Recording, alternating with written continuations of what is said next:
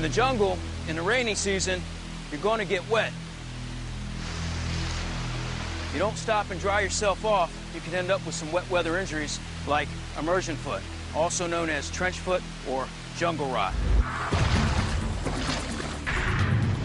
If your feet are constantly soaked, then you could be in big trouble. Your skin will tear and let in some ugly fungal and bacterial infections. If you've been walking for a while, your body will have trouble pumping blood to them with antibodies that could fight the infections. In short, they'll start rotting away.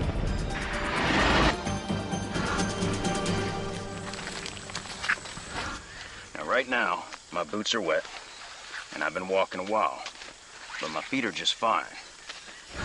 I was taught a trick by the Vietnam vets. Stop a few times a day and air out your feet and ditch your socks. This will keep your feet as dry as possible and could save you from trench foot.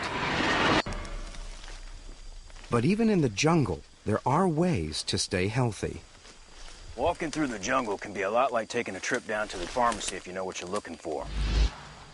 In a jungle rich in plant life, Mike has memorized distinguishing features on every useful plant he has ever been shown to help him recognize them again.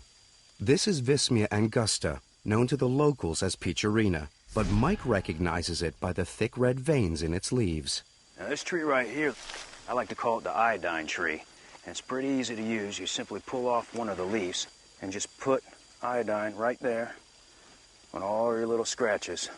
And that'll help fight infection.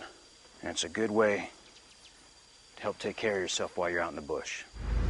This is Ficus antihelmintica, the Ohe tree, used by the locals for treating sicknesses like fever and diarrhea. The way they do it is they pull it up by the root, and then they scrape off the root into some water and just let it set for a minute, and then they just drink it straight. You don't even have to boil it. So this is real handy for a survivor who doesn't have much. And this one is Curupita guyanensis, but the locals just call it the cannonball tree. They use its flesh to keep bugs away. I see why. That's an insect repellent. It stinks.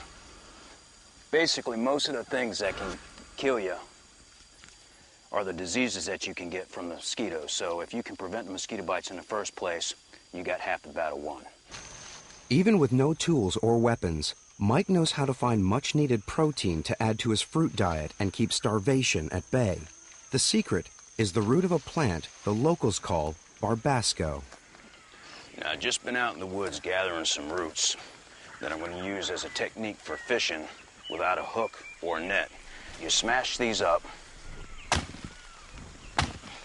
you put them on a stick, and you stir it in a part of the stream, and there's a toxin in the root, and that's what makes the fish float to the top.